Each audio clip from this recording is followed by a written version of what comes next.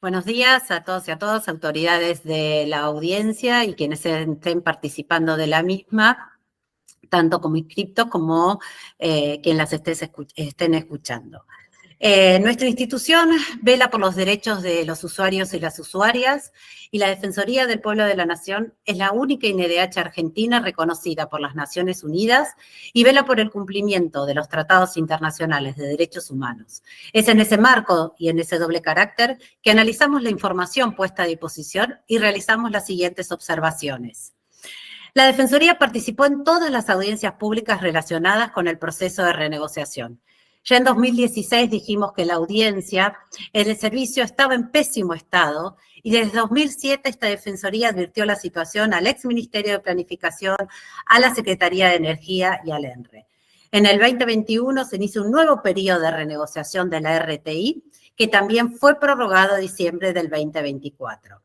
¿Qué es la RTI para la Defensoría? Y lo insistimos y lo decimos en todas las audiencias públicas, es el estudio del nivel socioeconómico de los usuarios para su correcta categorización. Es el establecimiento de parámetros de calidad y modelos de control. Es el estudio de costos, la fijación de una tasa de rentabilidad razonable y el análisis de inversiones que permita eficiencia y calidad en la prestación. Es el establecimiento de criterios para la gestión ambiental con enfoque basado en derechos humanos, es la exigencia de una estructura de financiamiento equilibrada y es el establecimiento de procesos de debida diligencia en derechos humanos basado en el deber del Estado de proteger, de las empresas de respetar los derechos humanos y la adopción de mecanismos adecuados de acceso a reparación, máxime teniendo en cuenta que Argentina ya cuenta con su Plan Nacional de Empresas y Derechos Humanos. En cuanto al material puesto a disposición, las distribuidoras solo efectuaron requerimientos de mayores ingresos expresados en montos totales. No se advirtió una propuesta de adecuación tarifaria y por ende no hay propuestas de nuevos cuadros tarifarios.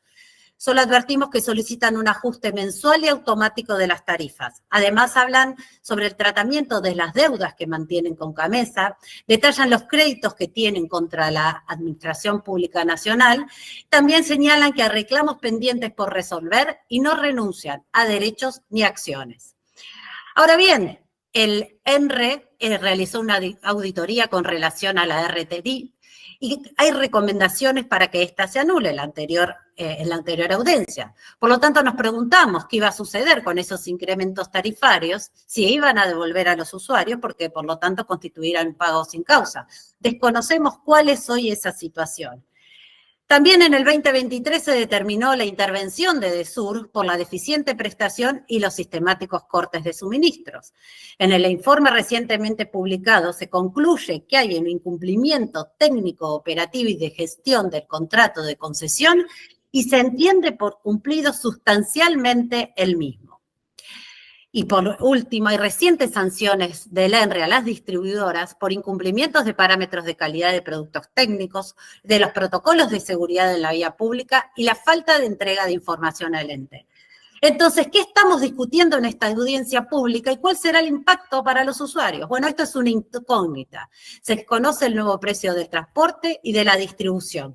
Por lo tanto, consideramos que se desnaturaliza la razón de ser de las audiencias públicas y el derecho a obtener una información adecuada y veraz.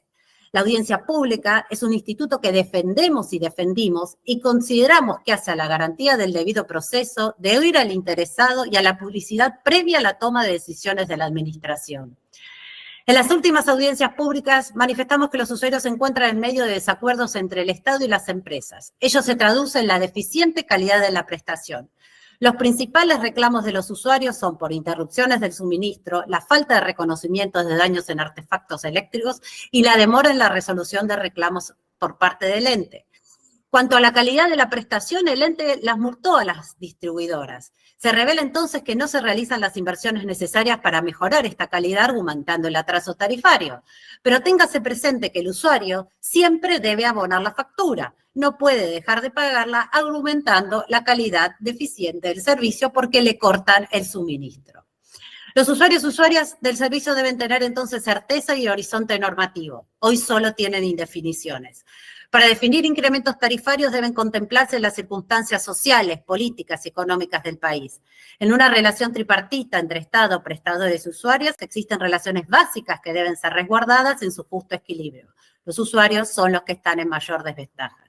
Imponer a los usuarios nuevos incrementos tarifarios implica analizar si están en condiciones de soportar el pago de tarifas superiores a las vigentes. Es imprescindible tener en cuenta la capacidad económica financiera de los usuarios y las usuarias, y hay usuarios que se endeudan para pagar sus facturas y que pagan altas tasas de interés y la mayoría están fuera del sistema bancario.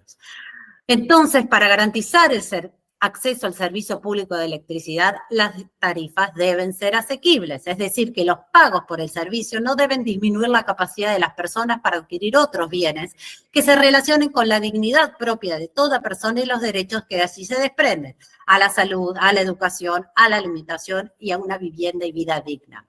Esto está relacionado con la observación número 4 del Comité DEC sobre el derecho a la vivienda adecuada, que nos habla de los gastos soportables.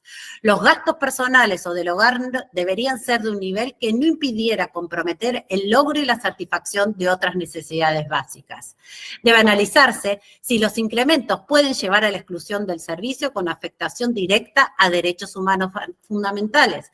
Es el Estado quien debe garantizar la accesibilidad y asequibilidad. Por lo tanto, se debe respetar el principio constitucional de razonabilidad, evaluar si la factura final del usuario, incluido tasas e impuestos, resultará razonable. Hoy los usuarios afrontan incrementos en otros servicios y productos básicos que hacen a su subsistencia, una devaluación del peso con impacto en salario real y en el poder de compra, pérdidas en sus fuentes de trabajo. Se observa una crisis en el nivel de ingresos del sector asalariado y de los comerciantes en general, lo cual hace necesario adoptar medidas en defensa y resguardo de los intereses de los mismos. ¿Cuál es la propuesta de la Defensoría?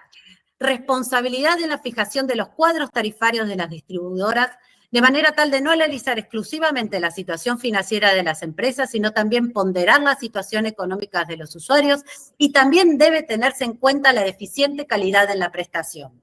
No puede autorizarse un ajuste mensual de tarifas. El mecanismo es disfuncional, ya que a partir del primero no se podrá evaluar la razonabilidad y asequibilidad, y debe brindarse un horizonte de certeza normativa. Desconocemos entonces cuál será el monto que abonarán los usuarios, incluyendo el costo de energía, el transporte, la distribución, los impuestos y tasas que sabemos que alcanzan más del 40% de la factura. Reiteramos que los principios expuestos en las otras audiencias públicas, el ente debe evaluar si la factura final de los usuarios, incluido tasas e impuestos, resultará razonable. Ello por imperativo del artículo 42 de la Constitución Nacional, y si la misma resultará asequible. Otra solución, como sostenemos, sería contraria a derecho.